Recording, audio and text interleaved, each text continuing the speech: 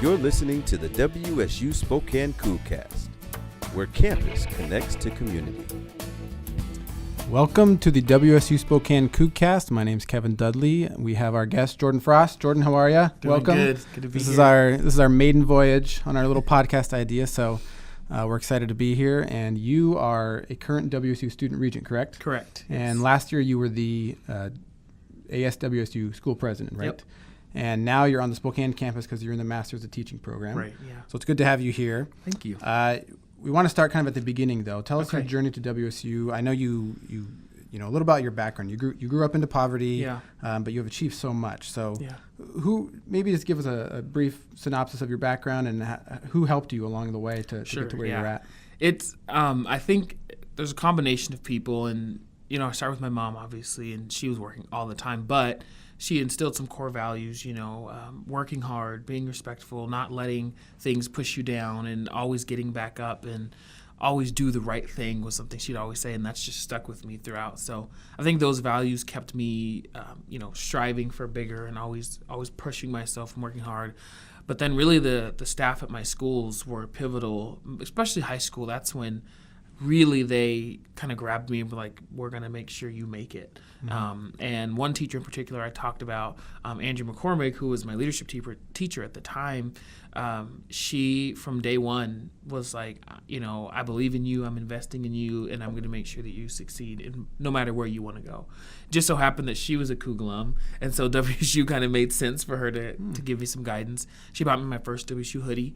But it was really special, principals, custodians, secretaries, anyone in the school was really interested in what we were doing, how things were going, how they could support us, making sure they continued to encourage us, even checking up and saying, hey, how's attendance, how are grades, how's just life in general. And so that kind of village mentality that everyone takes care of the people in the school was what we had at Camp Meridian, and I think that made a difference for me. Would you say they kind of met you where you were at? They weren't like this overarching figure that was demanding of you. Sure, no. They kind of went down to your level and kind of met you where you're at. Did that Absolutely. They really believed in relationships. Relationships were very important to them, even before content, because they didn't think you could get to the content if you didn't have the relationship. And that's something that I've carried with me as a future teacher, is this idea that you need to know your students before you teach your students. And that is a strong value at Camp Meridian. I think that mentality is what helped push me through to get here. Do you still have that hoodie? I do still have the hoodie, and every time it's a really special thing for me to see and to wear. Now, is she still teaching there, and do you go back? Well, she's actually now the principal of Issaquah High School. Oh, wow. Yeah, so she's started her administrative career, and her and I are in contact all the time. Good. Just checking in and talking about future and all those kinds of things. So you mentioned she was kind of the inspiration for going to WSU. Mm-hmm. She's a Coug herself. Yeah. Got your Coug hoodie. What else helped you on your journey from high school to WSU? What did you see in Washington State University? Yeah, my sister, she actually came to WSU before me. I think that was in 2010. My oldest sister, Tiara. And so when we dropped her off, I remember coming, and the people were just so kind, and the place was, the brick buildings, it all matched. It just had this really scenic moment. And I remember we were unloading our truck into Regents, is where she was moving, and this guy was helping us. He just had a baseball cap, shirt, and pants. Turned out it was President Elson Floyd. Oh, nice. But just very unassuming, no entourage, none of that type of thing. And that just struck me that as the leader of the university, he wasn't flashy, he wasn't showy, he was just there to help out. And to me, that sent a message about what Washington State was about: community, helping each other, and everyone being a part of that process. And that's what I've come to learn and know these past 5 years as well. So every time I visited WSU, before coming as a student, there was that idea that everyone in Pullman wanted you to be there. And that's something special, is to feel like you belong and feel like you're wanted. And I think that's what drew me to WSU. Right on. I'm a Coug graduate as well. So Absolutely. I echo those sentiments. Yeah. You eventually became ASWSU president. Yes. What were the steps you took to get to that level? I know you started out, I think, with your residence hall. Right. Yeah, like exactly. So describe how you went from being a student as a freshman to within 4 years or so you were president of the whole student body. Sure, yeah, it's pretty cool to think about. I started in Scott Coleman is where my first residence hall was, and I remember they had these posters up for student government, and I had just finished doing it in high school, and I was like, I think I'm just going to relax and do it. But something was like, okay, just sign up. So I signed up. We go to this meeting. There's 5 people there, and there's 5 positions. And so they were just like, who wants to be president? And I raised my hand first, and then that's kind of how that went. And so I stayed involved that way. My next year, I actually didn't do any position, but I was the first ever sophomore speaker at convocation. So every year they have this convocation event, and they did this new thing, and I did that. And then I went back to Res Life, but I took on a larger role as president of the whole Residence Hall Association. So it's a collection of all the WSU Res Halls. From there, next year's ASWSU president, so Taylor Christensen, who was president at the time, she had asked me to be her chief of staff. And I had never had ASWSU experience. I had a brief stint in Senate my second year, but that was very short. And so I was like, I don't really know much about it. I'm not sure, but I'm going to go ahead and do this opportunity anyway because I think it's a good opportunity. And that launched me into ASWSU. And it's where I met all kinds of people. I learned about the school. I learned about the system. And when you're in a position like chief of staff, you kind of learn everything. And you're kind of aware of everything that's going on. And I started to think towards the end of that year, okay, if I was going to run, one, do I have something to give? Because that's always my question whenever I'm looking at a position. Am I going to be in here just to take up space, or am I actually have something to contribute? And I found that I had values in my future Vice President, Garrett Colt. We had met each other years before. We had values that lined up. We had things that we wanted to improve, and we saw that those matched what the campus needed. And so that's kind of the direction we went. But it was a lot of meeting people, meeting administrators, learning the issues.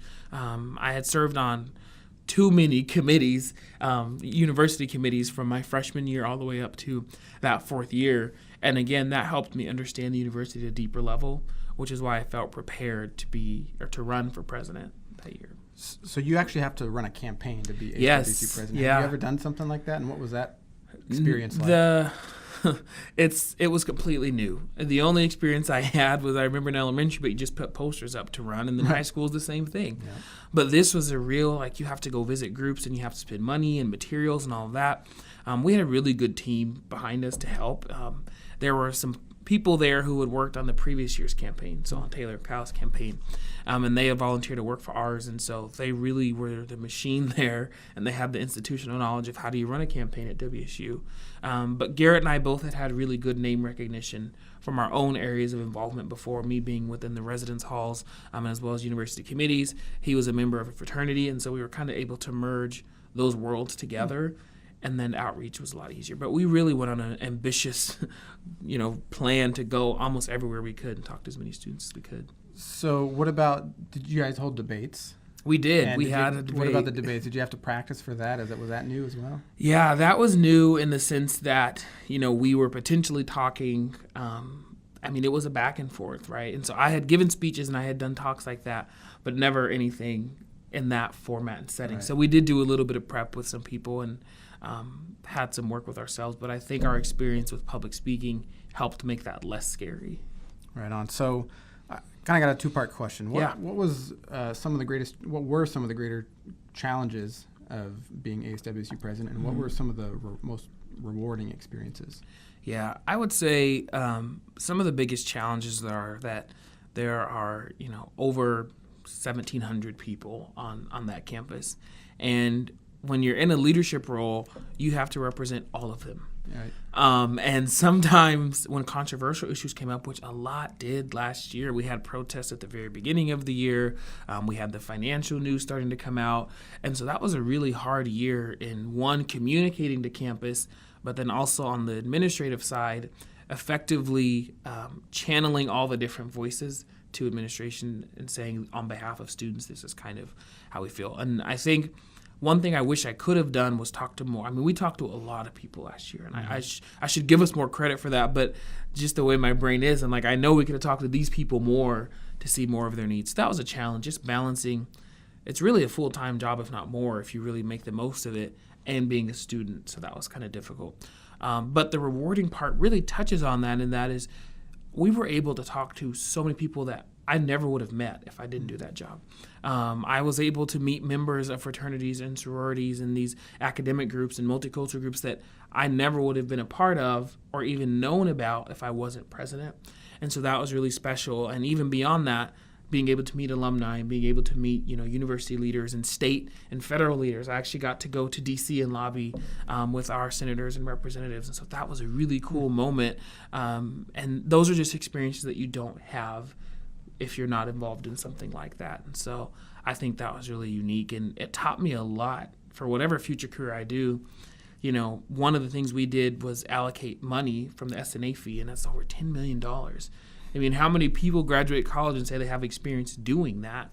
No. And so, right? And so it's one of those things where I think back as well, that's preparing me so much for my future and to kind of put me ahead in the decisions I'll have to make, the positions I'll be in. And so I'm really fortunate for that as well. So you were a student and you had to be part of a group that had to decide how to allocate $10 million. Yes. Yeah. Majority student committee. I think most students only allocate $10. Right. So that's impressive. Yeah, it was a pretty cool experience. So you served 1 year. Were you bummed that you only got 1 year? Maybe at the end of the year, did you think, gosh, if I only did it one more year, I would have done this differently, or I would have done this again? Absolutely. And it's funny because I think by many measures, we had a very, very successful year, an unusually successful year for student government. And again, I think that goes back to all of the experience on committees and positions that we had before. Mm-hmm. But you look at it and you say, we could have done so much more if we had more time. Because some things you can only talk to so many people, go to so many meetings, and do so many things. Right. But if we had more time, I mean, that would have been really cool to continue our momentum, because we had really hit a high point at the end of the year. And people were bought in and people were engaged in what we were doing. To be able to carry that on would have been really cool. So there was a sense of that, like, oh, man, we could have done so much more. But we were happy with what we did as well. So now you're a student regent. Yes. What's that experience been like? And maybe explain what the role of a student regent is. You're one member on the WSU Board of Regents, but you represent the students, right? Correct? Yeah. So that position's interesting because it's so different than the one I was in just before. Whereas president, it's day to day, and you're concerned about everything that's happening on a campus every single day.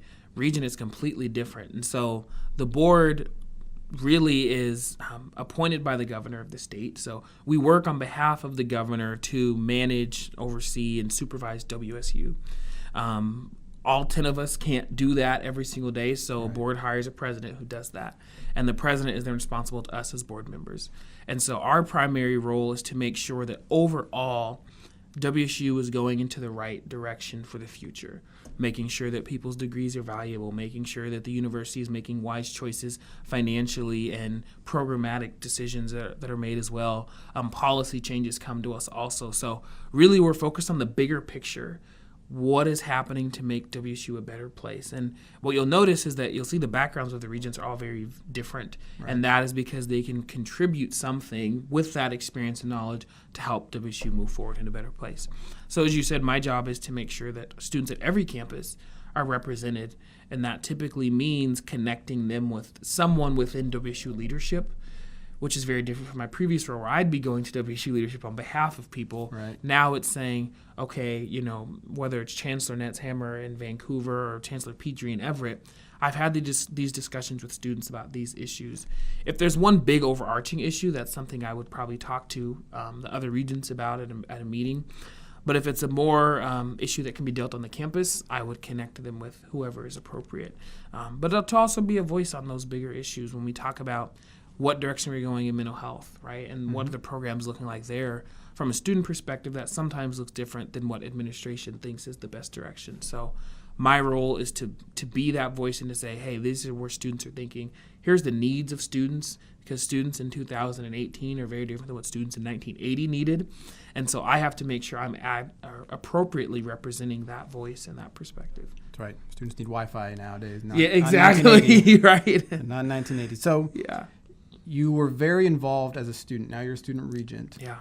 What have you learned that's new to you about how the university operates, given your position as a student regent? Yeah, I mean, it's interesting because of that level of involvement, and I'm the kind of person who will read a 300-page policy manual word for word, which is kind of crazy sometimes, but It allows me to have that all of that knowledge under my belt. So when I am tackling an issue, I know what I'm talking about, because I always want to be prepared. And so I think so far, what I've learned is that there are a lot more opportunities for engagement and access than I thought before. And when you go to these meetings and you see a proposal or presentation and you see all of the people that played a part in this and had a role in this, because sometimes we can believe like, oh, well, it's 3 people kind of sitting up there doing all these things. But I've seen a lot more of who's involved and how things are going. And so that's been a really cool experience to learn all of the different ways that change can be impacted towards the university and all the different avenues that we have open. I've also learned obviously more about the complexity of running a university, specifically a university system. Right. So when you have multiple campuses, you're thinking of all these budgets, and then the students are so different. This is something I learned. We were just in Vancouver, and meeting their students there, people were telling me they're full-time workers or they're people who can only take class in the evening because they have families, and that's just very different from the Pullman majority. And I wasn't aware of what that campus looked like and felt like. And so that's another thing I'm excited about in this role, is to be able to travel to all of our campuses, learn what those students' lives are like and how we can better support them. I was going to say the university as a system is probably a lot different than what you learned as ASWC president. Absolutely, yes. So you're in the Master's in Teaching program now, and you're a student teacher. We were talking before we started recording. You're a student teacher at Shadle Park High School. Yes. Which was where I went to high school, so I like that. Yeah. What subject are you teaching, and what's that experience been like so far? I know the school year is only a month and a half old, but what's that been like so far? Yeah, so it's interesting at Shadle. I've been given a cool opportunity to have a lot of exposure. So one of the classes is the AP Capstone course, which is a research course for juniors. Another one is actually a blended. So it's a block schedule. They do humanities, so they have English and social studies, and an AVID focus. And then I have leadership, so I get to work with the ASB kids at the school, and then 10th grade world history. So I get a lot of different exposure to different... That sounds like my junior year schedule. Yeah, there you go. So there's a lot of different grade levels I get to work with, a lot of different subjects I get to work with. And that's been a really cool experience. Just, sometimes in classes you learn theory and all these different things, and it doesn't always match well to what's happening in the school. So to be able to be there and experience that and to be with those students has been really cool for me. And it just reaffirms, why I want to be a high school teacher and be in the high schools. It's just, they're such an amazing group. They're dynamic, and every day is a new day. And they're open to learning, and they're willing to try new things and take on new challenges, which is what's really exciting for me as someone who's had very interesting life experiences, and I'd say a good amount. I can then bring that to them and help open up their world to these ideas and things that will help set them apart as they go search for colleges or work or whatever it might be. So that's been a really cool experience, and Shadle's a great community and a really good school, so I'm happy to be there. Shadle is a great community, but I'm biased. So when I went there were about 1,600 students. There may be like 1,400 to 1,600 nowadays, I think. Yeah. But I remember it being a good mix of students who were maybe middle income, students who came from very low income, and then your handful of students that came from a very high income family. Do you notice that? And what's that like when you have those, different backgrounds in one school setting, and you got to teach to this student as well as this student and that student? What's the strategy like as a teacher? Yeah, well, it's interesting because Shadle has changed within the past couple of years demographically, and it's something that my mentor teacher told me when we met in the summer, where he's seeing a lot more people from low-income families, and so it's really a small group of people kind of in the higher class, a good amount in the middle, and then a good amount in the lower.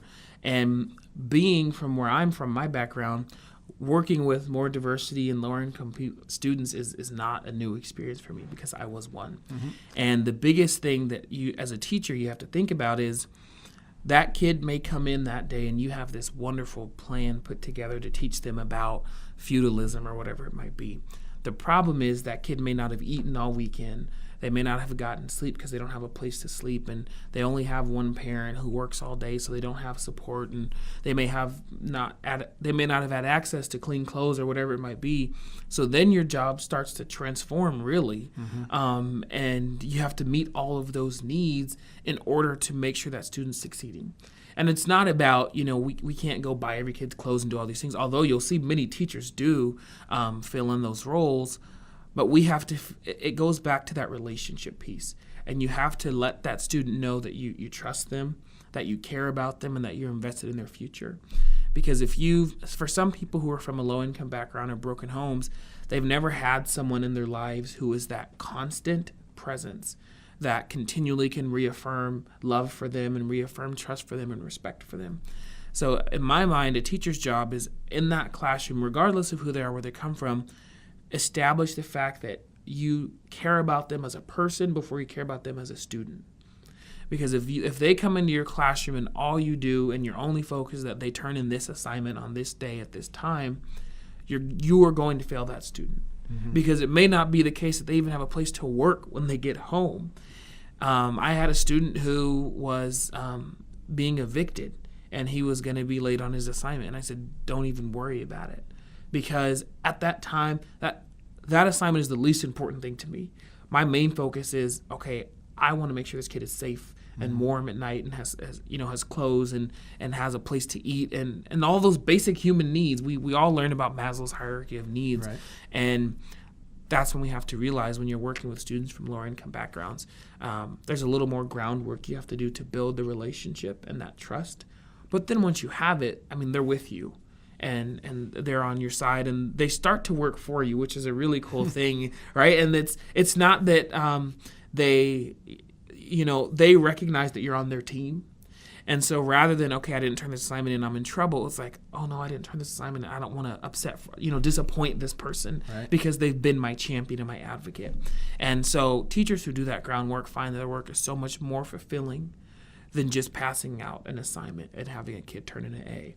But having a kid come back at the end and say, you were patient with me, you cared for me, and every day you gave me a new opportunity to succeed, that is what could make a teacher's heart just blow up. Because really, if you're going to be a good teacher, the heart has to be there. Right. It's not about technique. It's not about theory. It's not about any of that. It's about that human connection that you build with someone to help them become a better individual. That's a good way to put it. I came from a family of teachers. Mm-hmm. I didn't become one, obviously, myself. Yeah. My mom was a middle school teacher, and then my younger sister is a teacher, and my older sister is a school counselor locally here. So kind of runs in the family. Absolutely. So throughout this whole conversation, I think it's clear why you became a teacher. But was there one spark at any moment in your life where you realized, I need to become a teacher, or I want to become a teacher, and what was that? Definitely. So growing up, I had all these various ideas. I was going to be a lawyer and all these things. And actually, when I was in middle school, I used to watch C-SPAN every day, which is not a normal middle school thing. But I remember watching Pat Leahy. He was chair of the Judiciary Committee, and I was like, that would be a cool job. And so I always thought I'd be a senator or something like that.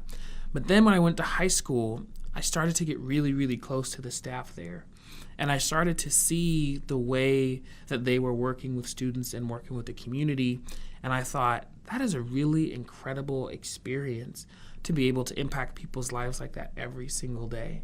And I can always look back, and I talk about it so much, but it was that impactful to me with Miss McCormick when she filled out, it was ASB election time, and I was a sophomore.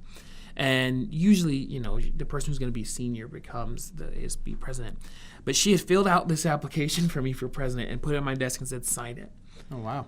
Didn't even ask me, right? No. She believed in you that much. She did, and that was exactly that. She saw something in me that I didn't see, that I didn't think was possible, but she did. Mm-hmm. And she gave me that, and I ended up winning and served as president for like 2 years. And I think I had the end of my sophomore year actually started.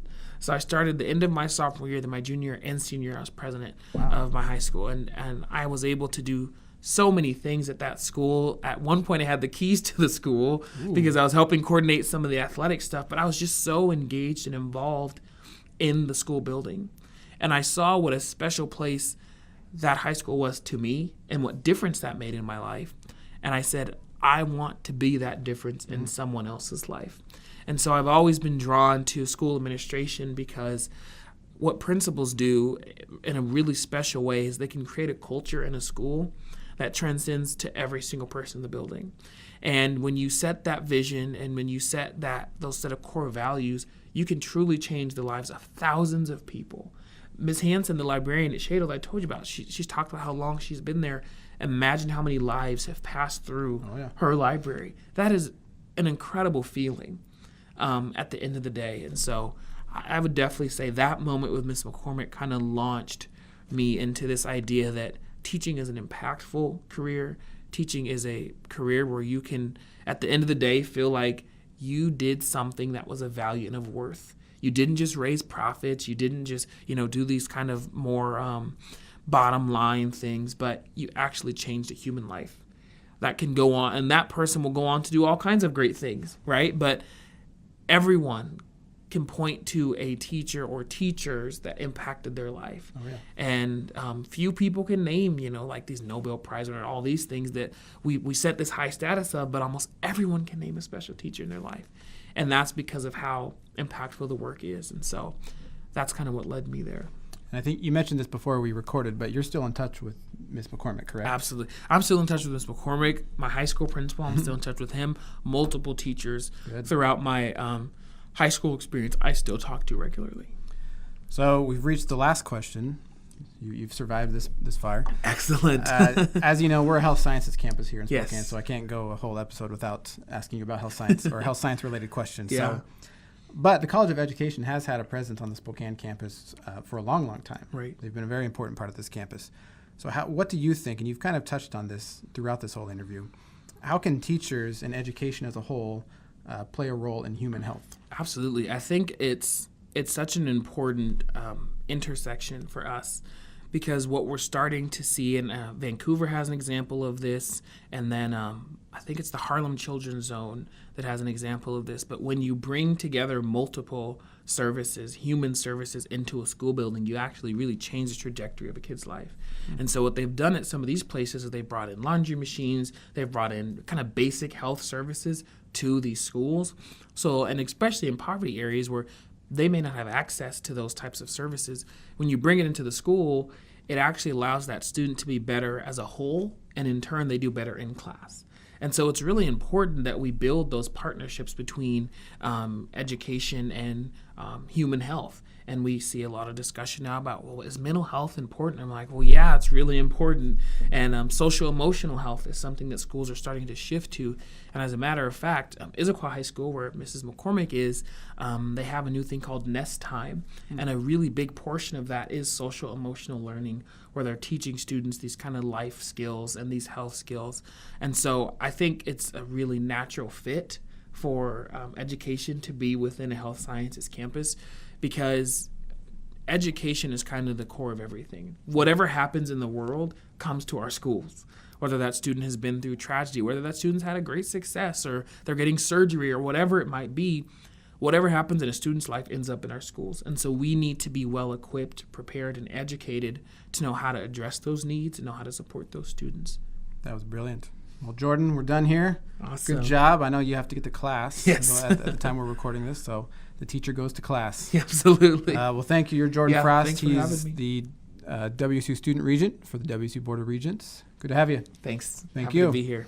And we'll be right back with the WSU Spokane CougCast.